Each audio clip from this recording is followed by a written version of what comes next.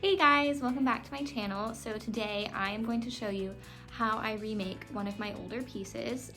Thankfully I still have access to this piece, but I made it 2 years ago. You've probably seen it on my Instagram. I'll put a picture right here of it.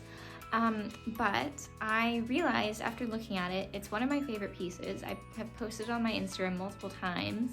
But I realized that now that it's 2 years later, I think I can do a lot better on it. I think I can put some more details. Oops, Patches doesn't want to hang out with us. Yeah, I think I can add some better details and do a bit of a better job with the painting now that I've had 2 more years of experience. And because I love it so much, I want to make it better. So if you guys are interested in seeing how I update this piece, then keep watching. First, I'm going to start with these rocks down here and also with some of these waves. I'm going to mix a new blue. I really love how these blues come together, but I'm going to try and mix these same 2 blues, but I just don't like how chunky these waves are or the rocks. So I'm going to mix 2 new blues, start there, and then I will go over the rocks. So I'm using the Liquitex Basics Acrylic. I'm using ultramarine blue, also the cobalt blue hue. And I'm also going to use the Winsor Deep Turquoise. And I'm going to try and mix my new blue colors. I used 4 parts of the deep turquoise, 1 part cobalt blue hue, and 1 part titanium white. So the first thing I'm actually going to do before I do that blue is I'm going to take this white and I'm going to make really light blue using just a little bit of this. I'm just going to mix it together like that. And I'm going to use this for my horizon line, which is actually a little bit crooked at the moment. Horizon lines are not my thing.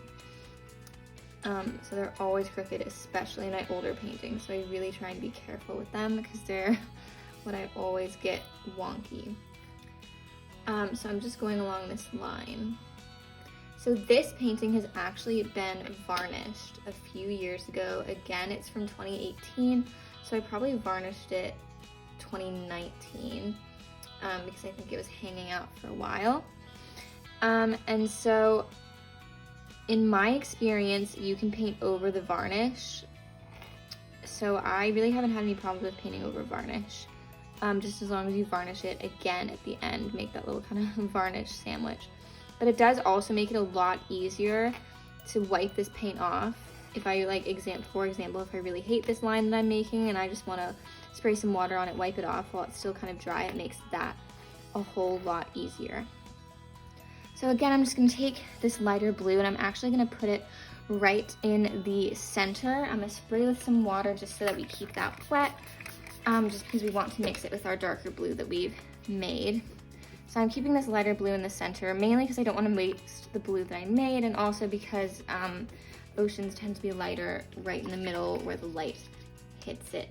So then I'm taking this blue that I've used for this kind of top bit here, and I'm going to just grab it, paint it on there.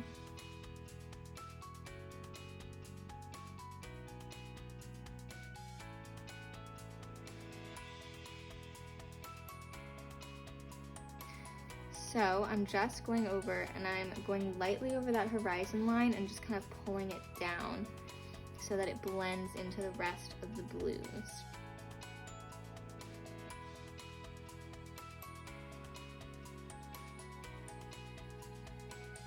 So as you can see, I have just finished with the second layer of the water. I did the second layer with the exact same colors that I used for the first layer, but we used the second layer just to make it a lot thicker because if you'll remember, there were some dark brown rocks on either side, and they needed to be covered up with more than 1 layer of blue paint. So next, I'm going to add back in the old rocks and waves and do a little bit of detailing on the sky and the mountains. So I'm going to be taking some brown burnt umber Liquitex Basics paint, and also some titanium white, also Liquitex Basics. And so these are the only 2 paints that I am going to be using for the rocks and for the wave. So I put down kind of a glob of the brown paint and a glob of the white paint, and then I've mixed them in the center. So now we've got 3 different colors that we're going to use for our rocks. So the 2 brushes I'm going to be using for the rocks are this one, which is Princeton & Co. It is just this small little square brush, and so I'm going to be using this for the smaller rocks in the back, and then this one I'm using for these bigger rocks that I'm going to be putting towards the bottom. And this one is Royal and Langnickel. It is a 10 millimeter, and that is what it says on the stem.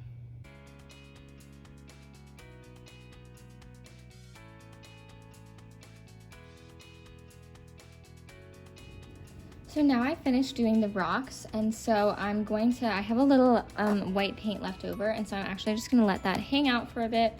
Also gonna spray it with some water just to make sure it doesn't dry up. But I have mixed together some of the brown and the white to make this light brown that's on my brush right here, and I'm just using a little bit just because when I first made these mountains, I made them really thin. I didn't use really clumpy paint like I have on the rocks.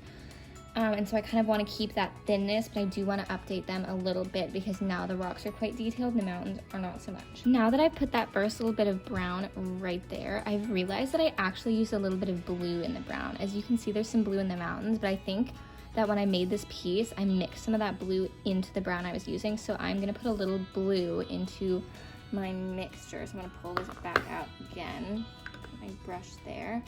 And I'm just gonna grab this cobalt blue hue. As you can already see, the issue with doing a painting that you made 2 years ago and trying to make it better, yet still the same idea, is that you do not remember what you did 2 years ago. So I've just put a clump of that blue right there. And I'm gonna mix it. I'm gonna try not to get it into the white just because I want to use that white for some waves later on. I'm just gonna kind of put that, a little bit of that blue right there. And then just kind of test it. Oh yeah, see how this second blue, you can't even see it, or this second brown, you can't even see it because now it mixes in with the original. So I'm going to be using this color.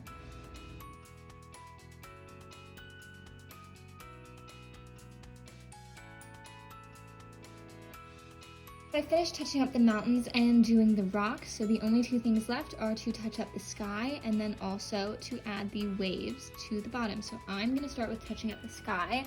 I'm going to grab my palette. I'm actually going to use about 4 parts titanium white and half a part cobalt blue and half a part this deep turquoise from Winsor & Newton.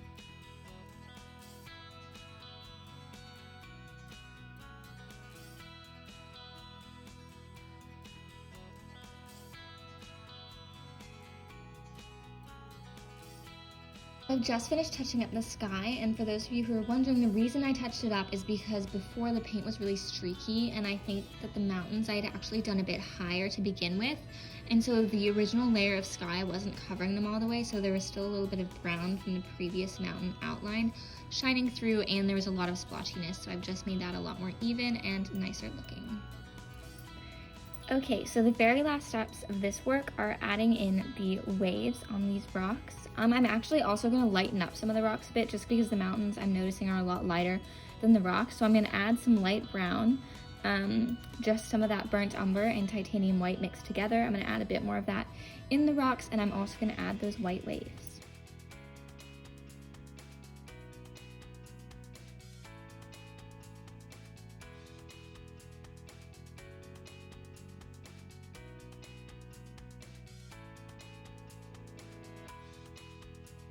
So I've just finished putting in all the waves, and I'm going to do some clouds right now.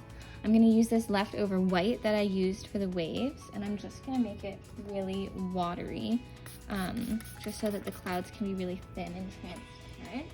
And I'm using this square brush. It's Royal and Langnickel. It's size 8.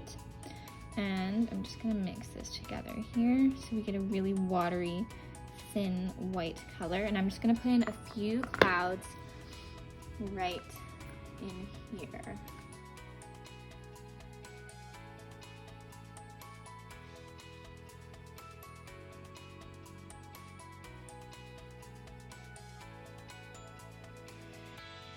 And this white, because it's pretty watery, it's going to dry a lot lighter than it is right now, so it's going to be even more transparent when it dries.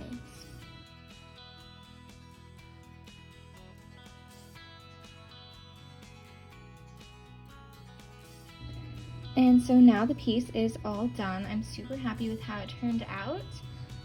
I love how it's got a lot more detail than the original piece, but still keeping the same color scheme and details And again, the mountains were my favorite part of this, and I really didn't change them that much. The only thing that got a lot of change is the ocean part, but I kept the same colors for the base of the ocean and just made more detailed rocks and waves.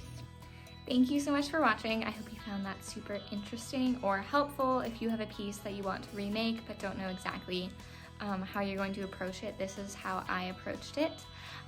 If you are interested in more art and behind the scenes stuff, definitely subscribe to my channel and like this video if you enjoyed it. You can also check out my Instagram at Marguerite Knowles Art and my Etsy store if you're interested in purchasing any of my artwork. It's also called Marguerite Knowles Art. And if you see anything on my Instagram, a lot of my most recent paintings are not on my Etsy, so if you see anything on there that you like, email me or DM me if you're interested. And I will also link my website down below where you can read more about me, see more artwork, and also I have a blog on there. So if you want to check all that out, I will link it below, and also the supplies that I used. So thank you so much for watching, and I will see you all next time.